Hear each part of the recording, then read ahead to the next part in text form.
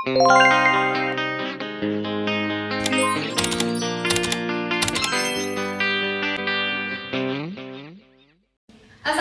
warahmatullahi wabarakatuh. Kami dari kelompok 5 ini bahas tentang apa itu teori kepemimpinan sifat. Nah, kalian ada yang tahu nggak sih apa itu tentang teori kepemimpinan sifat? Jadi teori kepemimpinan sifat ini keberhasilan seorang pemimpin dapat dilihat dari sifat atau karakteristik seorang pemimpin tersebut. Terus dari pengetahuanku nih ya, dalam teori kepemimpinan sifat ini ada ciri utama pemimpin yang efektif. Itu apa aja sih? Jadi, ciri utama pemimpin yang efektif itu yang pertama ada kepandaian atau pengetahuan. Menjadi seorang pemimpin itu harus mempunyai kepandaian atau pengetahuan yang lebih tinggi daripada bawahnya atau anggotanya. Pemimpin itu juga harus mengetahui tentang tujuan, asas-asas organisasi, serta cara untuk menjalankan organisasi tersebut biar berjalan secara efisien. Terus juga kepandaian atau pengetahuan yang dimiliki seorang pemimpin itu bisa ditunjukkan dengan memberikan suatu informasi, mencetuskan suatu ide untuk organisasi yang dipimpinnya.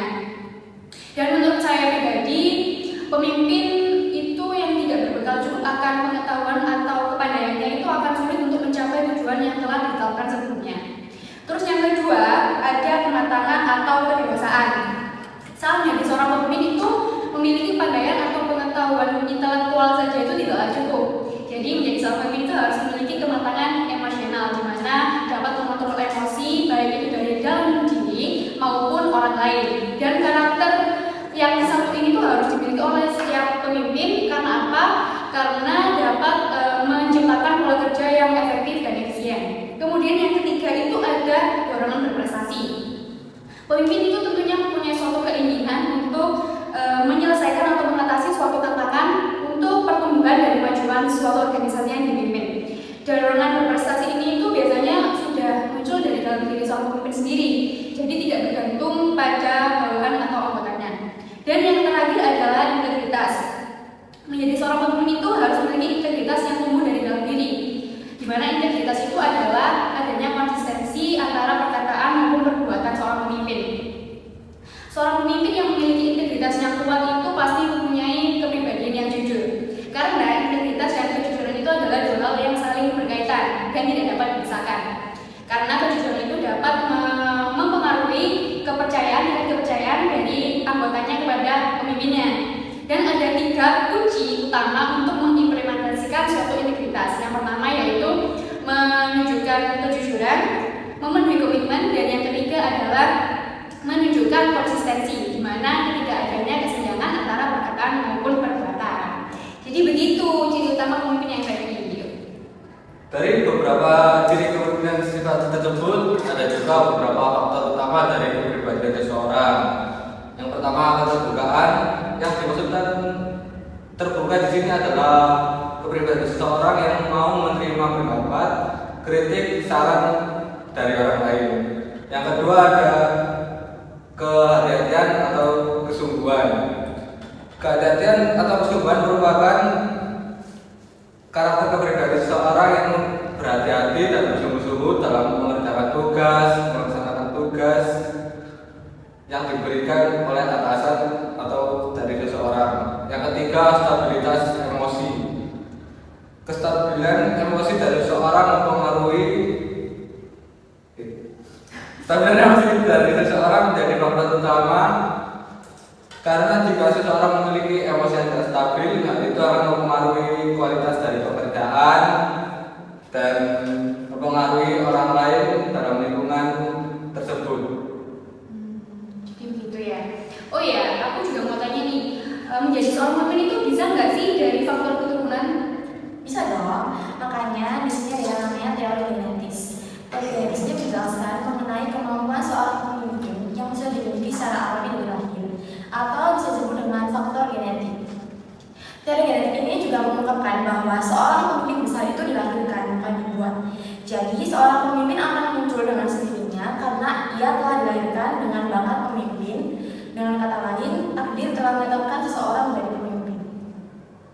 Terus selain dari Faktor keturunan apakah orang biasa bisa berpulang menjadi seorang pemimpin? Ada dong, namanya itu teori sosial. Bisa juga disebut dengan teori situasional. Sesuatu yang terjadi setelah menerima suatu pekerjaan. Teori ini memiliki 4 gaya kepemimpinan yang bersangkutan satu sama lain. Yang pertama adalah telling, di mana tipe pemimpin ini memberikan petunjuk atau arahan kepada bawahannya dan mengawasinya dengan ketat. Yang kedua adalah sharing, di mana tipe pemimpin ini sama dengan tipe telling, tapi yang membedakannya itu pemimpin ini meminta saran untuk mendukung kemajuan. Yang ketiga adalah partisipatif. Tipe pemimpin ini memberikan fasilitas penuh pada bawahannya dan mendukung bawahannya untuk menyelesaikan tugasnya dan membagi tanggung jawab untuk mengambil keputusan. Yang terakhir adalah delegating. Tipe pemimpin ini itu mempercayakan banyak tanggung jawab kepada bawahannya. Dari gaya yang telah diuraikan tersebut bisa disimpulkan bahwa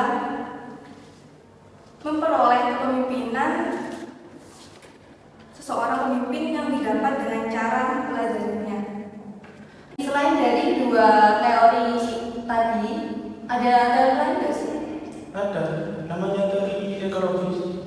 Yang mana teori ini adalah gabungan dari 2 teori sebelumnya.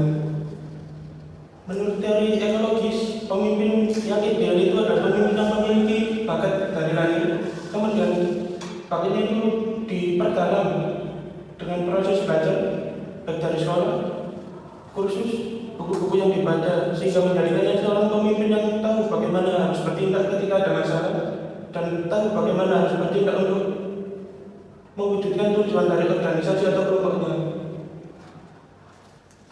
Jadi, kesimpulan dari podcast ini, teori kepemimpinan sifat itu digunakan untuk memilih pemimpin yang cocok untuk memimpin sebuah organisasi atau kelompok.